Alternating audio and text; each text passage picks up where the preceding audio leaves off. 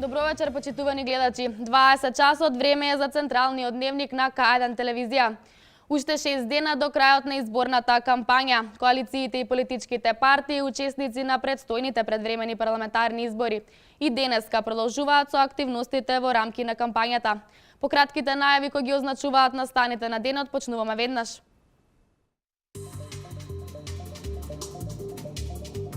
Политичките партии на терен меѓу граѓаните уште 6 дена остануваат до изборниот циклус. На граничниот премин Табановце пронајдена дрога. Состојбата со грипот и настинките е под контрола.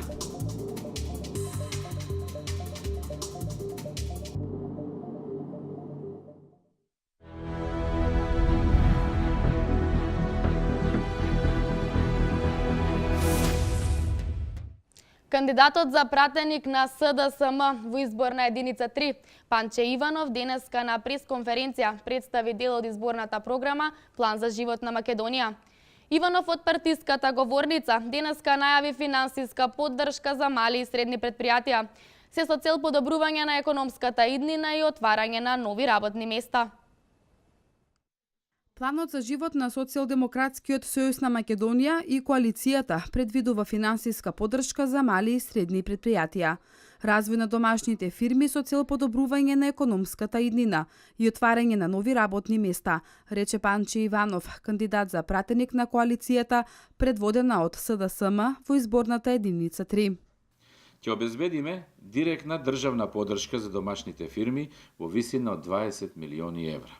Оваа помош планираме да достигне 50 милиони евра во последната година од нашиот мандат. За да поттикнеме отварање на нови домашни фирми, предвидуваме отварање на стартап центри, каде новите фирми во првите години нема да плаќаат за деловен простор и други услуги, како сметководство, архива, одржување. Ќе овозможиме отварање на фирма со само 1 евро основачки капитал и кредити до 15.000 евра со само 1% годишна камата за отварање на микробизнис. Во програмата План за живот во Македонија предвидено е доделување по 10.000 евра неповратна финансиска поддршка за најдобрите 320 бизнис идеи, изјави Иванов. Ние ќе им помогнеме на домашните фирми при инвестирање и отварање на нови работни места, со тоа што ќе покриеме до 25% од вкупниот трошок за инвестицијата и бруто трошокот за секое ново работно место. Во зависност од висината на платата, ќе понудиме поддршка во износ од 1000 до 2000 евра за секое ново отворено работно место. Ги ослободуваме компаниите од плаќање на данок на добивка и имот во наредните 5 години. Ќе ги подмириме долговите на државата од данокот на додадена вредност и други обврски кон фирмите на првите 100 дена. Планот за живот во Македонија предвидува намалување на каматната стапка на кредитната линија од Европската инвестициона банка од 5,5% на 3% годишно, додаде Иванов.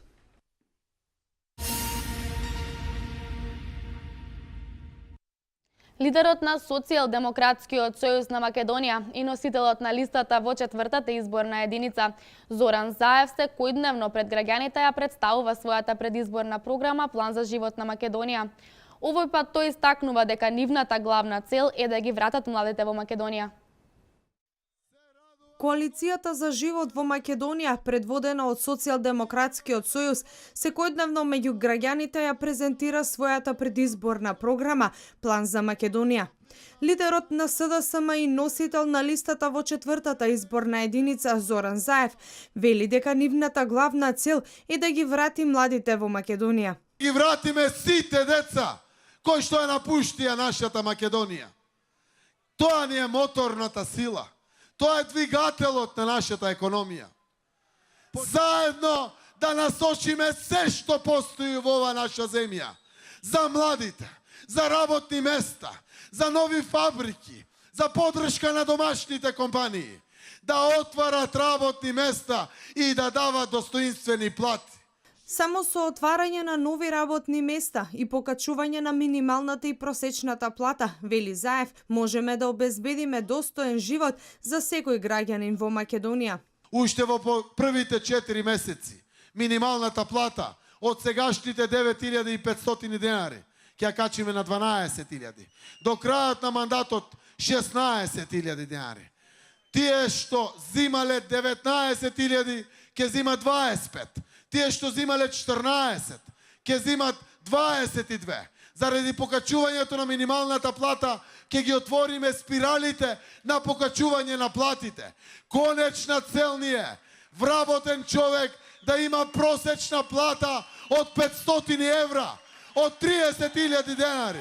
За коалицијата за живот во Македонија, ова се избори кога на терен мора да се изборат, како што велат, за својот живот, но и за иднината на идните генерации.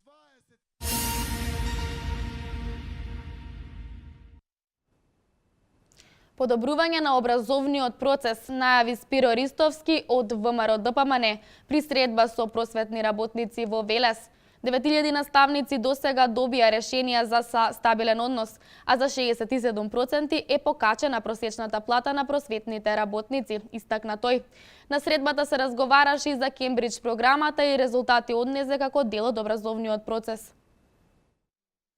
9000 наставници досега добија решенија за стален работен однос. За 67% е покачена просечната плата, а за 115% е покачена најниската плата во образованието. Ова денес го истакна Спиро Ристовски при средбата со просветните работници во Велес. Планираме систем на кариерно напредување кај наставниците со воспоставување на систем на наставник советник и наставник ментор кој што врз основа на своите активности ќе добијат изголемување на платата. Исто така покрај оваа мерка продолжуваме и со стимулацијата, односно можноста за стипендирање на наставниците кои што ќе се запишат на еден од најдобрите 200 универзитети од областа на педагогијата, односно на образованието. На новинарско прашање како наставниците и учениците ја прифаќаат Кембридж програмата и какви се резултатите, Ристовски вели: Наш врвен приоритет е квалитетот на образованието на учениците, наш врвен приоритет се учениците. Инвестирањето во таква една крупна реформа со која што работиме со најголемиот светски провајдер за наставни програми како што е Меѓународниот центар за наставни програми на Универзитетот Кембридж, за нас е предизвик и на еден начин чест да можеме на нашите идни генерации да им овозможиме квалитетно образование кое што потоа во животот ќе им донесе многукратно поголем успех во сите области. И понатаму ќе продолжиме со конкретни мерки да ги стимулираме наставниците и учениците во насока на подобрување на образовниот процес, потенцира Спиро Ристовски.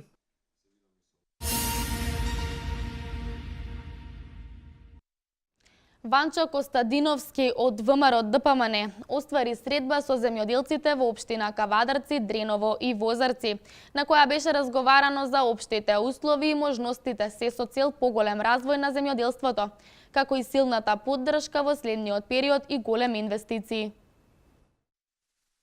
600 милиони евра за следните 4 години ќе бидат наменети за поддршка на земјоделците и руралните средини. Ова го изјави Ванчо Костадиновски при средбата со земјоделците од Кавадарци, Дреново и Возарци.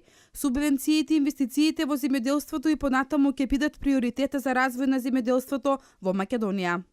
Од тие 600 милиони евра кои што се планирани како субвенции, ќе бидат исплаќани повторно лозарите од општина Кавадарци и нормално не само оние кои што се занимаваат со одгледување на лозови насади, туку и оние кои што се занимаваат со останати култури, кои што одгледуваат други овошни насади, дека се предвидени во програмата проекти и за тие земјоделци. 80% од трошоците за инвестициите за системот капка по капка и за копање на нови бунари ќе бидат покриени од страна на државата. Во програмата предвидено е изградба на нови системи за наводнување, изјави Костадиновски.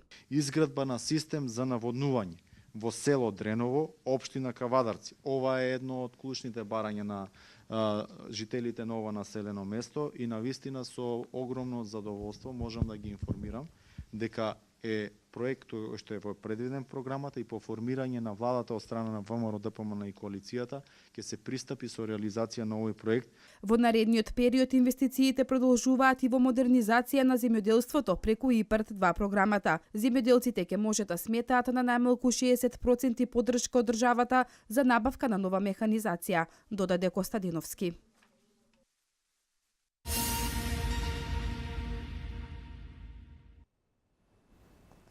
Пред жителите на неготинското село Долни Дисан, кандидатката за пратеник од Коалицијата за подобра Македонија од Неготино, Павлинка Честојнова, презентираше дел од мерките и проектите од програмата на ВМРО-ДПМН Реално.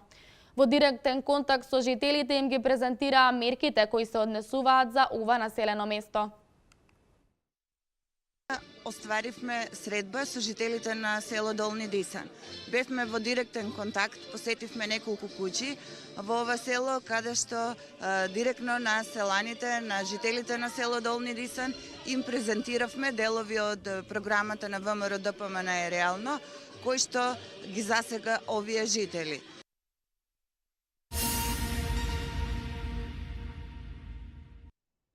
Општинскиот комитет на ВМРО-ДПМН Велес испрати писмена реакција на пресконференцијата на Панче Иванов.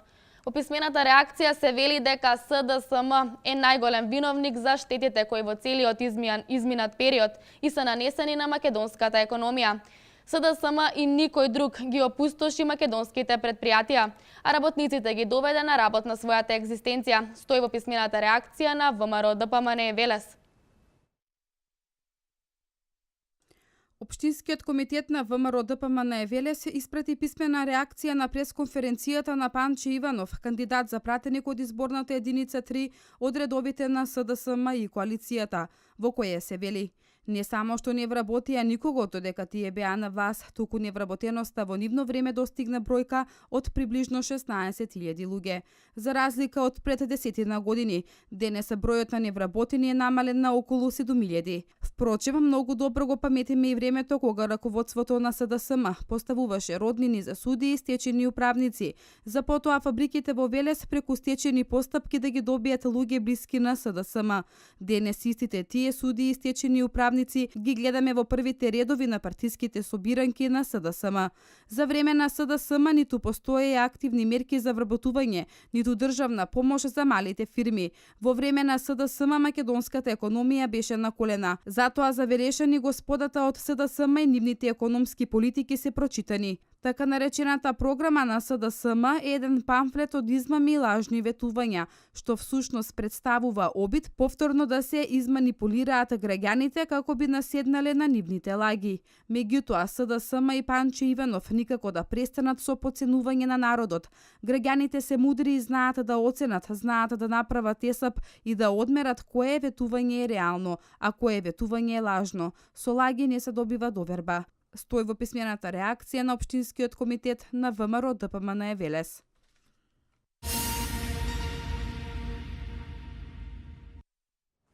Кандидатот за пратеник од изборната единица број 4 на Левица, Орданче Бошковски, денеска во Кавадарци ги представи важните сегменти од програмата на Левица. Тој во своето излагање истакна дека граѓаните нема да бидат изневерени. Левица е првата партија која се бори за правата на обичните луѓе.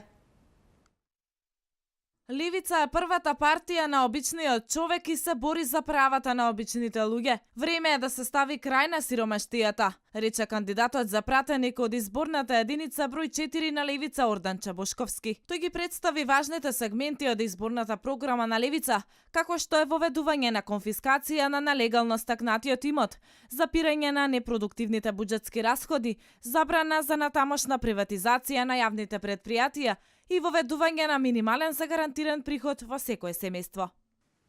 Во овие 25 години на самостојна Македонија до сега, граѓаните, обичниот човек, никогаш не одлучувал ништо. Во овие 25 години одлуките ги носат мал број на луѓе, кои од обичните луѓе се разликуваат со своето огромно богатство во својата политичка и економска моќ.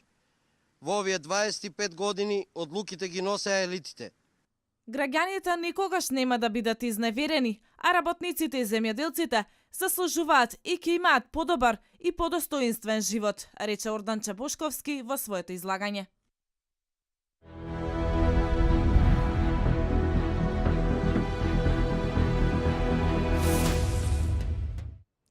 Советот на општина Велес ќе одржи 61-та седница поред во вторник со почеток од 14 часот.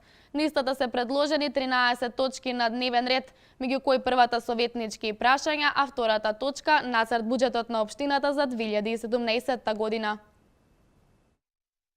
Советниците во Советот на општина Велес во вторник со почеток во 14 часот ќе ја одржат 61-та седница. На истата се предложени 13 точки на дневен ред, меѓу кои првата советнички прашања. Втора точка е нацрт буџетот на општината за 2017 година. Предложени се предлог одлуки за избор на талентирани ученици и студенти кои добиваат стипендија за учебната 2016-2017 година. По извештајот на Комисијата за прифаќање на донација од Друштвото за управување со пакување и отпад од пакување Пакомак до Скопје за утврдување на пазарната вредност на градежното земјиште на подрачјето на општина Велес, како и за определување на критериумите за утврдување на пазарната вредност на земјоделско земјиште на територијата на општина Велес. Останатите предлог одлуки се однесуваат на усвојување на локална стратегија за млади во општина Велес 2017-2021 и за работа на Советот за заштита на правата на потрошувачите на општина Велес за периодот 2017-2018 година. Како девета точка е извештајот за реализација на културната манифестација 13-ти интернационален фолклорен фестивал Велес 2016, како и извештаите за Вардарска регата Гемиджи за 2016 година и 49-тите детски рацинови средби за оваа година. 12-та и 13-та точка се предлог решенијата за разрешување и именување на членови на училишен одбор во Средното општинско училиште гимназија Кочорацин и Советот на млади на општина Велес.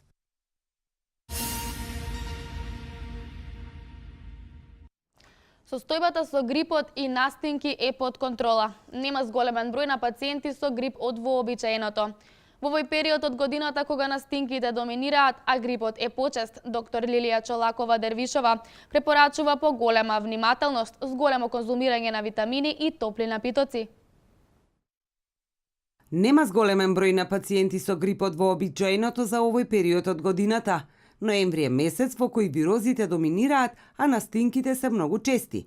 Причина за тоа е што поголем дел од пациентите се изложени на надворешни услови, не внимаваат, несоодветно се облекуваат во однос на надворешните временски услови, а тоа придонесува човечкиот организам да биде нападнат од вирус, вели доктор Лилија Чолакова-Дервишова. Најбитно е соодветно да се облекуваат, друго е битно после бањање, кога телото и порите се отворени, да нема веднаш излегување, контакти во простории кои што се со многу болни, значи да ако е некој болен нормално нели да не излегува, да не оди заради тоа што со честите кивања, со она ринореа која што се јавува од носот, може да се прошири нели вирусот.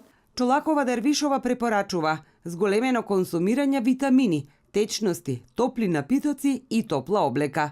Не се препорачува земање лекови на своја рака, туку задолжително да се посети матичниот лекар, порача таа.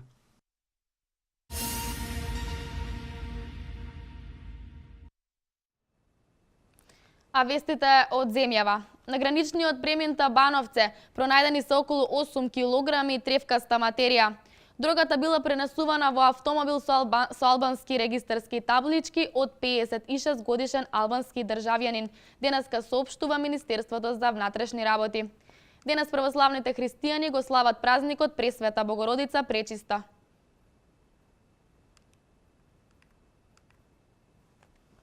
Пронајдени на граничниот премин Табановце во автомобил смарт со албански регистарски таблички. Министерството за внатрешни работи денеска соопшти дека возилото било управувано од 56 годишниот албански државјанин БО, а тревкастата материја била сокриена во бункер од левиот и десниот прак од возилото. Другата била спакувана во 27 пакетчиња со различна големина, облепени со кафеава солотейп трака. Во разговор со осумничениот, утврдено е дека за паричен надомест од 4000 евра со лице од Албанија се договорил да пренесе поголема количина на наркотична дрога од Албанија за Чешка. Царинската управа информира дека против сторителот е поднесена кривична пријава за сторено кривично дело неовластено производство и пуштање во промет на наркотични дроги, психотропни супстанци и прекурсори. Се превземаат мерки за целосно расчистување на случајот.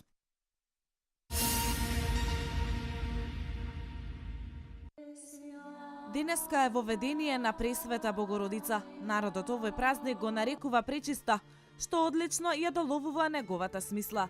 Тоа е празник на воведувањето на пресветата девојка Марија во Ерусалимскиот храм. Првосвештеникот Захарија ја воведе не само во храмот, туку и во светињата на светињите, тоест во најсветото, најчистото место на храмот, каде што никој никогаш не влегуваше освен првосвештеникот, и тоа само еднаш во годината.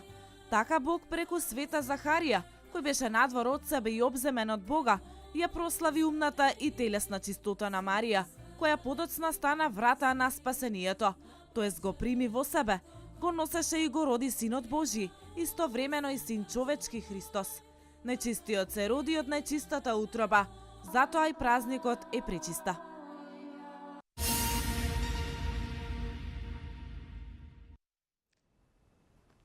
Две новинарки и една политичарка денес се убиени во градот Иматра во Финска.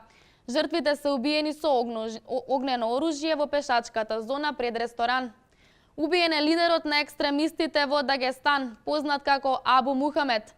Тој е еден од 5 ликвидирани екстремисти кои се лидери на терористичката исламска држава, соопштува Руската федерална служба за безбедност. Денес е погребен кубанскиот лидер Фидел Кастро. На приватната церемонија на гробиштата во Сантиаго де Куба беа положени посмртните останки. Деталите во продолжение. 3 жени се убиени во покотници во градот Иматра на југоистокот на Финска.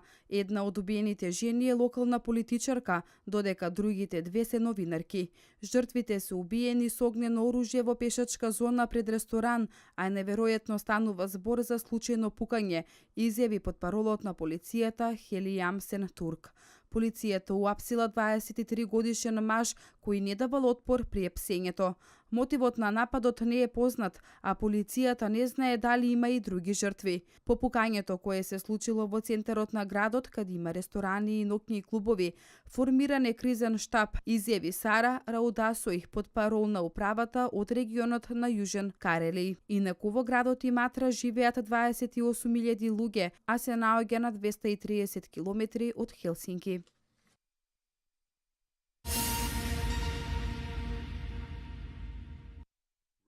Лидерот на екстремистите во Дагестан, кој се заколна на вечност на исламската држава и кој е поврзан со нападите во Волгоград, е убиен, соопшти Руската федерална служба за безбедност. Рустан Магомедович Селдеров, познат како Абу Мухамед, роден во 1981 година, лидер на така наречената Кавкавски вилает на терористичката исламска држава, е еден од 5 екстремисти кои се елиминирани, наведува Федералната служба за безбедност во соопштението.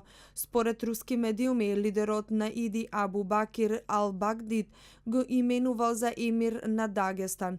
Терористичката група е ликвидирана во близина на градот Макачкала, главен град на Руската република Дагестан. Антитерористичката операција била покрената на 26 ноември во 3 области на Руската Северно-Кавказска република Дагестан.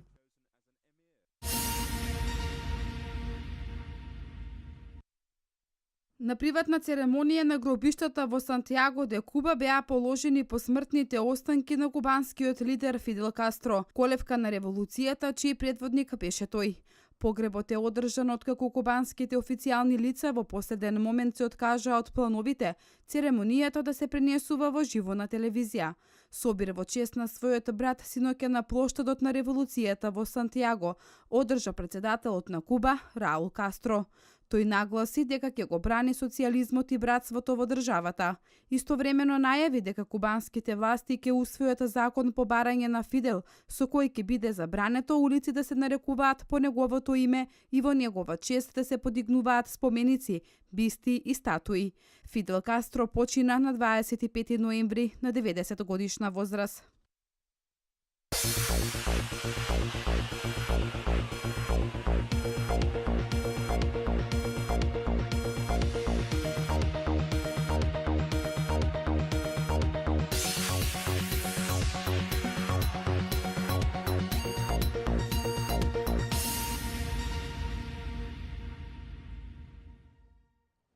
Семејството на Вардар остана без еден свој долгогодишен член.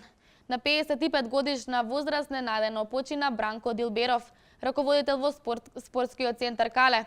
Нераздвоен дел од Вардар повеќе од 2 децении. Дилберов беше сведок на 10-те шампионски титули на Вардар во машка конкуренција, 11-те куп пехари и 7-те трофеи на Вардар последниве 3 сезони во женската конкуренција. Погребот ќе биде утре во Неготино во 12 часот. Следуваат вестите од спортот. Ракометарите на градскиот ракометен клуб Борец ја продолжија победничката серија, откако на домашен терен го совлада составот на ракометниот клуб Еврофарм Работник со резултатот 33:31. По оваа петта победа поред, велишкиот состав има шанса да се вмеша и во борбата за плей-офот. За тренерот Васил Василев, ова е еден од подобрите надпревари досега во Суперлигата. Денес одлучи нашата желба за победа, желбата за докажување и желбата за прогресирање на табелата. Сега, нас ни останува уште едно коло, а ова го кажам во контекст на тоа дека многумина во градот, па може би пошироко, беа скептични во делот дека овој состав е со ограничени можности и квалитети. Напротив, покажаме, значи 5 утакмици во серија, победиме, одиме на 6-та во Скопје со Металург 2. А ќе дајме се од себе да го подобриме и тоа надпред, за да ги потврдиме дефинитивно нашите квалитети. Игор Илиевски не е задоволен од исходот на надпреварот. Најнапред да му честитам на екипата на Борец. Вери коректна игра, не победија, беа подобри, ја сакаа повеќе победата. Нас ни се повторуваат истите грешки на неколку такмици. Не можам да кажам дека противниците што не победуваат се подобри од нас. Мислам дека ние сами се победуваме секогаш. Наефикасни кај домакините беа Ивица Илиев со 12 голови, а 6 постигна левото крило Зоран Стојановски, додека во гостинскиот состав прималку беа и 9 голови на Барош, а по 6 постигнаа искусните Чутура и Мајнов.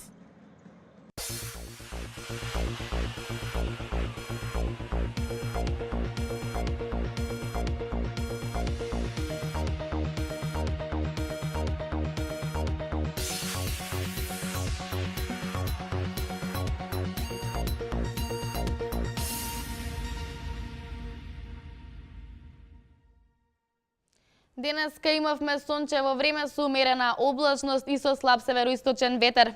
Дневната температура дожд по Вардарието се движеше во интервал од 6 до 12 степени. А од утре па во наредниот период подгответе се за постудено време. За подетални информации да го погледнеме графичкиот приказ.